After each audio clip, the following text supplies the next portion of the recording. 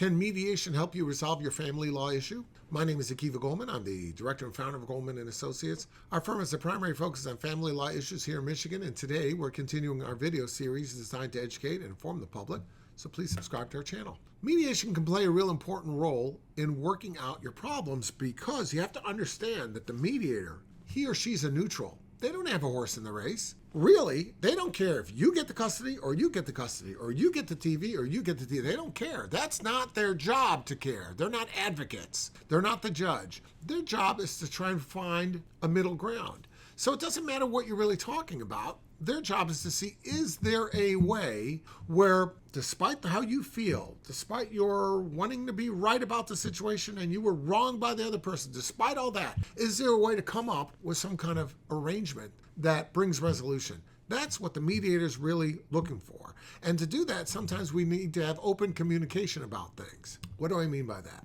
Sometimes we have disputes, let's say, where mom won't give the dad extra parenting time. Why? Well, we don't know why. She just won't.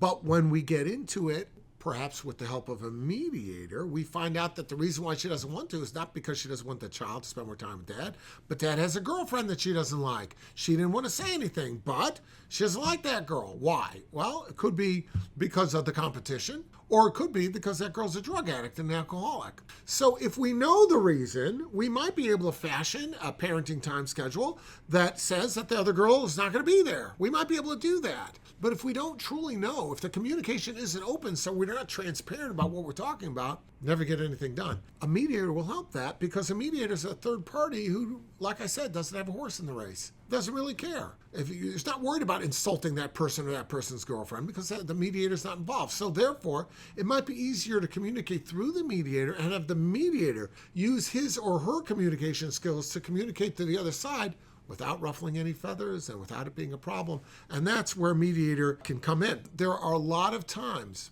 when a dispute can be resolved in situations where you thought you needed a divorce. Turns out you don't. Sometimes a mediator or a third party can come in and realize that we don't have to go to trial on this.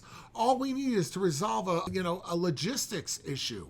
I'll give you an example. And this is an example I like to use a lot because it really illustrates what the real job of lawyers is. Sometimes you got to get to the crux of a problem. Many, many years ago, we had a situation where people came to us after a long-term marriage. I don't mean 20 or 30 years. I mean over 50 years of marriage. And the wife is seeking a divorce. Well, it seemed odd to us that somebody, after so many years and so much investment of one's life, and grandchildren and great-grandchildren and a sweet 16s and marriages and all these things that they've had together, that all of a sudden somebody wants a divorce. Well, we decided to do a deeper dive into it to find out. And you know what we found out? It's not so much she wanted a divorce. She was having trouble transitioning to the fact that her husband of so many years is now retired. You see, for so many years, she had an 8-hour buffer the whole day. She could do whatever she wants. She could shop. She could do her nails. She could cook. She could spend time with the kids. She could whatever. She could do nothing if she wanted to.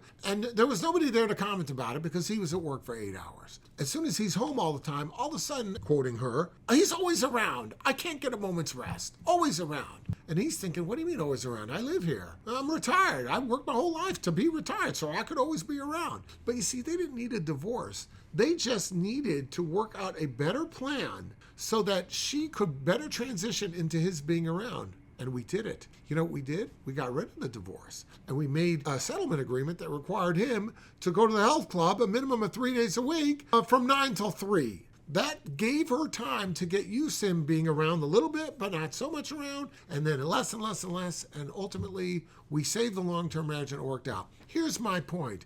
My point is that sometimes somebody looking into what really the problem is, can provide a creative solution that sidesteps what everybody else seems to be grabbing for. Because it could be that we don't need a divorce, or it could be that we don't need to necessarily have an all or nothing in the parenting time. We can work out a joint situation. It's always possible, but it's most likely possible if you know what you're dealing with. If there's transparency on the issues and you know what they are, you can come up with a solution. And oftentimes it takes a facilitator or a mediator to broker that deal. If you have any questions about your case, reach out. And of course, we'll be glad to help you out.